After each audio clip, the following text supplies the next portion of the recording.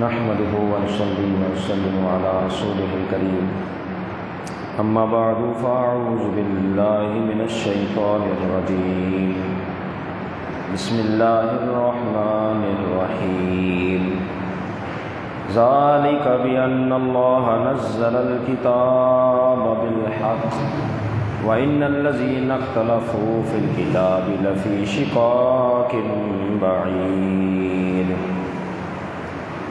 صدق الله العلي العظيم وصدق رسوله النبي الكريم الأمين إن الله وملائكته يصلون على النبي يا أيها الذين آمنوا صلوا عليه وسلموا تسليما اللهم صل على سيدنا ومولانا محمد طب القلوب ودوائها وعافية الأبدان وشفائها ونور الأبصار وضيائها وعلى آله وصحبه وبارك وسلم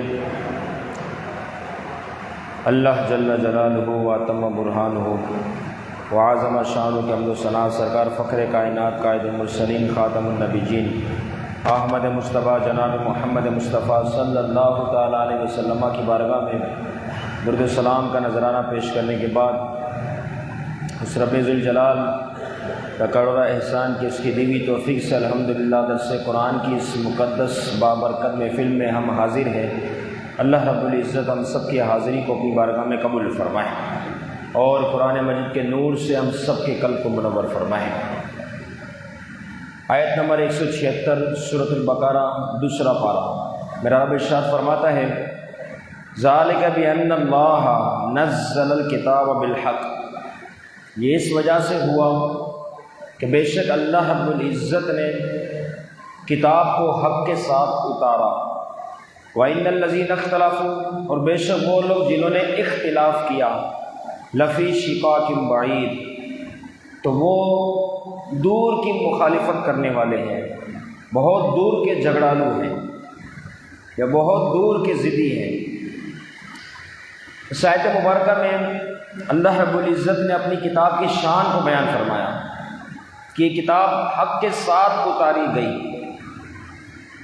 پچھلے ان کے جو معاملات تھے اس کو ذکر کرنے کے بعد سخت عذابات کا ذکر ہوا تھا۔ اتنے سخت عذابات کیوں دیے جا رہے ہیں؟ تو اس کی وجہ بتائی جا رہی کہ ہم نے اپنی کتاب کو حق کے ساتھ اتارا، اور اتارنے والی ذات اللہ رب العزت کی ہے، لیکن انہوں نے اس میں تحریف کر ڈالی یا پھر اس کا انکار کیا، تو فرمایا اس وجہ سے ان کے اوپر سخت عذابات کا سلسلہ شروع ہوا۔ وہ کیا عذابات تھے جو اوپر کی آیت مبارکہ میں گزشتہ درس میں آپ نے سنے؟ فرمایا ما یاکلون فی بطونہم الا النار، کہ وہ اپنے پیٹوں میں آگ ڈال رہے ہیں، کھانا نہیں ڈال رہے، آگ، اس رقم کے ذریعے جس رقم سے انہیں کتاب اللہ کی تعریف کر ڈالی، کتاب اللہ کے احکام کو بدل دیا۔ اب یہ جو رقم انہوں نے حاصل کی ہے، یہ رقم یہ کوئی عام شے نہیں، بلکہ یہ تو آگ ہی ہے جسے یہ اپنے پیٹ میں اتار رہے ہیں۔ اس کے بعد فرمایا اللہ تعالیٰ ایسے لوگوں سے کلام نہیں فرمائے گا، یہ محرومی، اور انہیں پاک صاف و ستھرا بھی نہیں فرمائے گا، اور ان کے لیے دردناک عذاب بھی ہے۔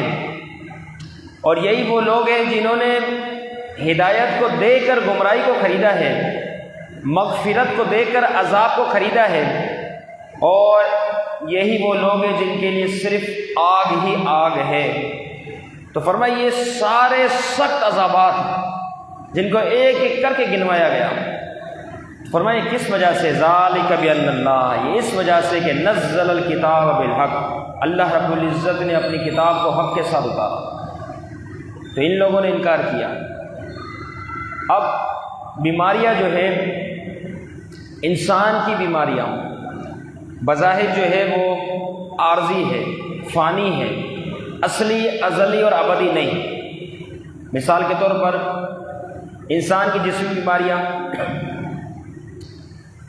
لنگڑا ہونا، لولا ہونا، گنگا ہونا، بہرا ہونا، اندھا ہونا، یا جسم کے دیگر اعضاء میں کچھ بیماریوں کا ہونا، یہ بیماریاں ہے ضرور، لیکن یہ جسم کے ساتھ ہے، عارضی ہے، کہ جیسے بندہ دنیا سے رخصت ہوا، قبر میں پہنچا، اب وہ بیماری قبر کے اندر نہیں، کہ وہاں کے معاملات، عالم برزخ کے معاملات، آخرت کے معاملات وہ شروع ہو چکے ہیں۔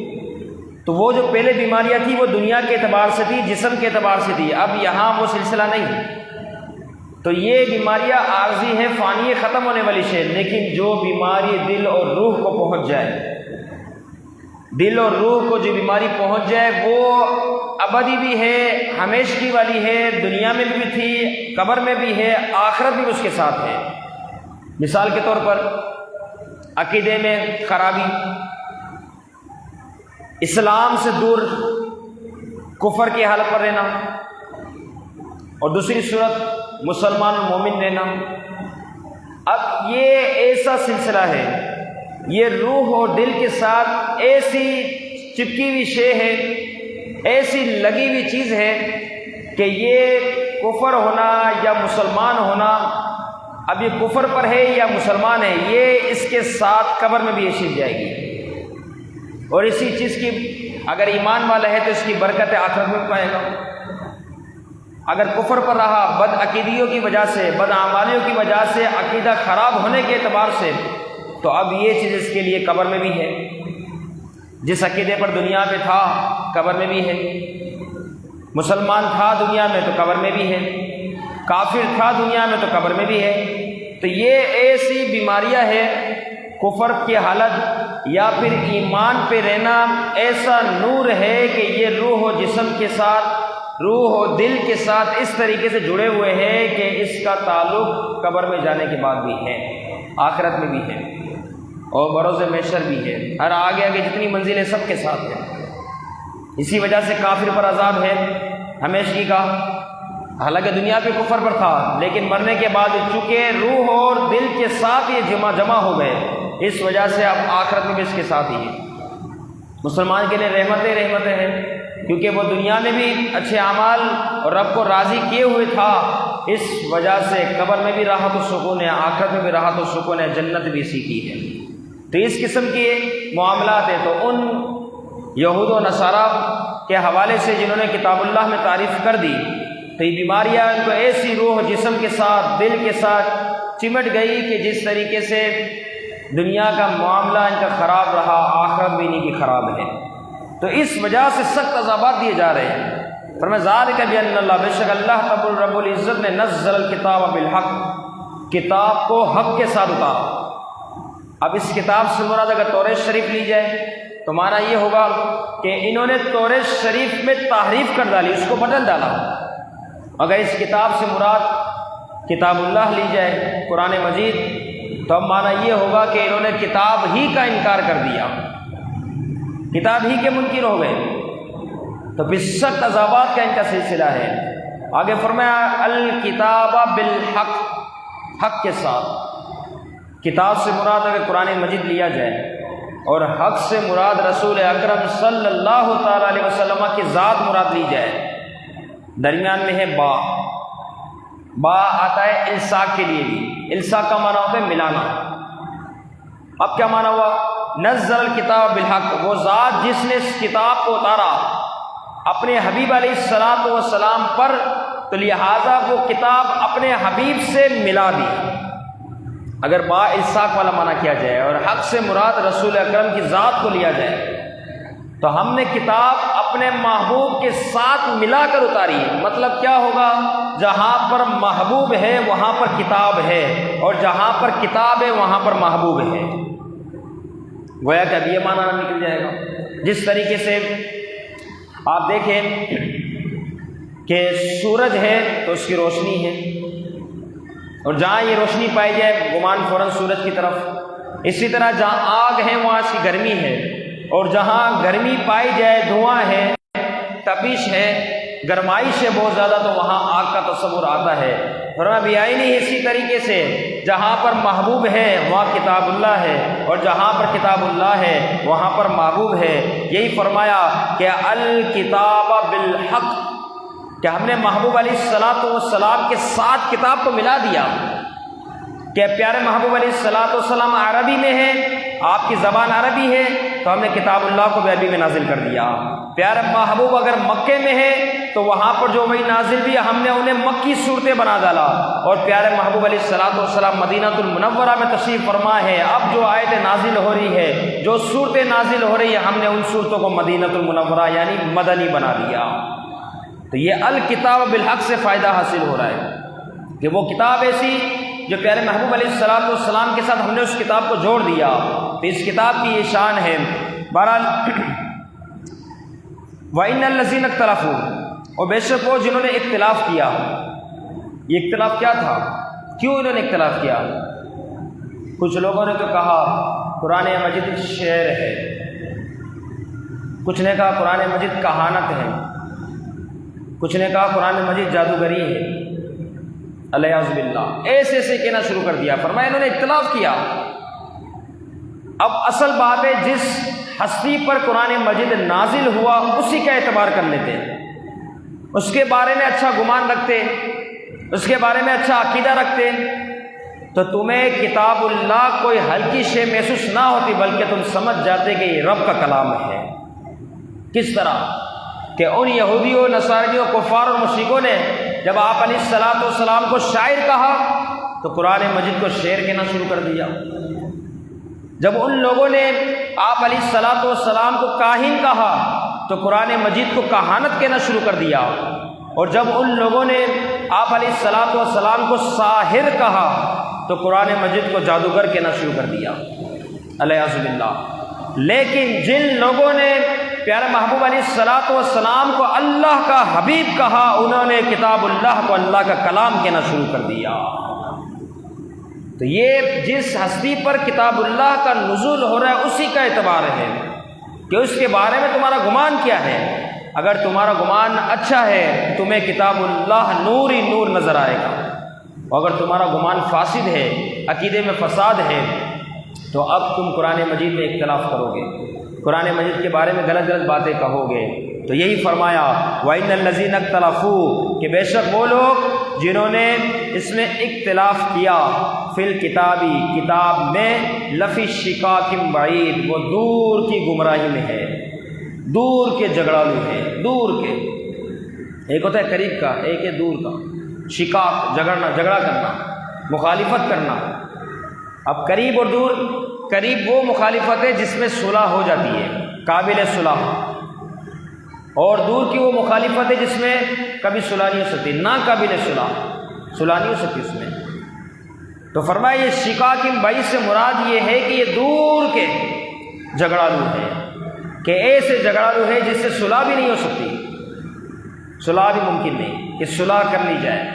اور یہ دور کے جب جھگڑالو ہے تو یہ دین سے بھی دور ہوئے، اپنے رب سے بھی دور ہوئے، اور اللہ کے محبوب علیہ الصلوۃ والسلام سے بھی دور ہو گئے۔ اس لیے فرمایا شقاق بعید، کہ یہ ہر شے سے دور ہے، خوب اور بہت زیادہ اشد جس سے کہا جائے اس قسم کے یہ جھگڑالو ہے۔ تو اصل بات یہ ہے کہ اپنے آپ کو دیکھنا، اپنے آپ کے بارے میں غور و فکر کرنا۔ وہ در حقیقت اس چیز سے دور تھے۔ اگر یہ اپنے آپ کے بارے میں سوچ لیتے، جیسے کہ سورۃ المائدہ آیت نمبر 105، 7واں پارہ، میرا رب ارشاد فرماتا ہے یا ایھا الذین آمنوا، اے ایمان والو، علیکم انفسکم، تم اپنی جانوں کی فکر کرو، اپنے بارے میں سوچو۔ یہ جب کتاب اللہ کو پڑھتے ہیں اور اس سے پہلے نازل ہونے والی کتابیں جن کے وہ عالم تھے ان کو صحیح طور پہ پڑھتے، پھر اس میں جو عذابات کا ذکر تھا اس کے بارے میں غور و فکر کرتے، تو پھر کبھی وہ راہ سے نہ ہٹتے، کیونکہ انسان جس بھی پوزیشن پر ہو اپنی حالت، اپنا نفس، اپنا جی، اس کی بڑی فکر کرتا ہے کہ کہیں ایسا نہ ہو میں برائی میں پڑ جاؤں، مجھ پر عذاب آ جائے، دیگر یہ سارے معاملات۔ تو اپنے آپ کی فکر کرتے ہیں اور دنیا کی رنگینیوں سے باہر آتے ہیں تو انہیں فائدے حاصل ہوتے، لیکن یہ دنیا کی رنگینی میں اتنے مست ہو گئے، شیطان نے اتنا دنیا اچھا کر کے بتا دیا۔ اس لیے پیارے محبوب علیہ الصلوۃ والسلام نے ایک موقع پر ارشاد فرمایا حب الدنیا راس کل خطیہ، دنیا کی محبت ہر برائی کی جڑ ہے، ہر برائی کی۔ تو یہ اس برائی میں اس قدر مبتلا ہو گئے کہ اپنے آپ کو ہی بھول گئے۔ اب انہیں اچھی چیزیں بھی خراب لگنا شروع ہو گئی، بس جی نے، نفس نے، دل اور دماغ نے جس جانب پہنچایا بس وہ صحیح ہے۔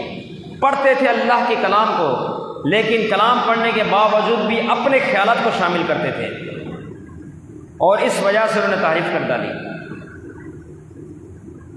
اس کا نقصان کتنا برا ہوا کہ اس قدر سخت عذابات کے حوالے سے ان پر وعید کا نزول ہو گیا کہ اس قسم کے عذابات ہیں۔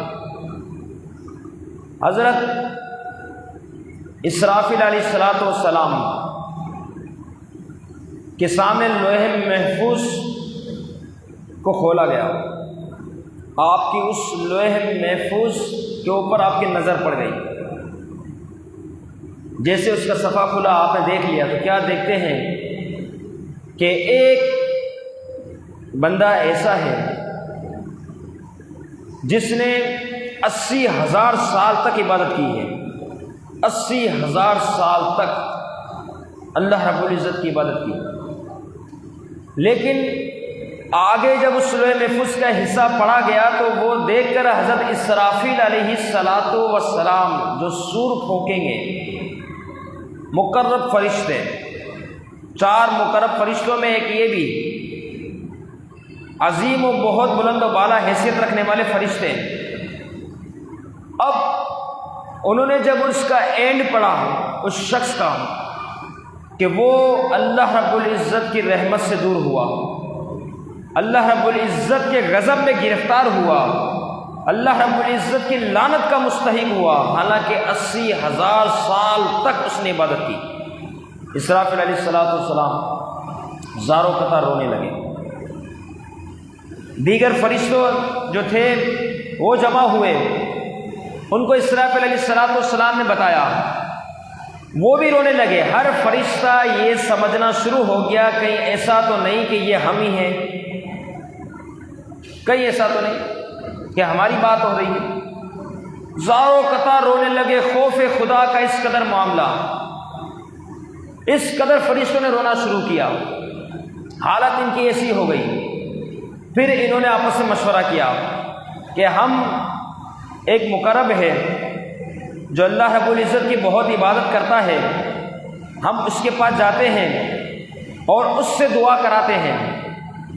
اب کیا ہوا کہ یہ پہنچتے ہیں عزازیل کے پاس۔ عزازیل کون ہے؟ ابلیس، شیطان جو بعد میں مردود ہوا، پہلے اس کا آسمانوں پر نام عزازیل تھا، بعد میں ملعون ہونے کے بعد ابلیس بنا، شیطان بنا، پہلے عزازیل تھا۔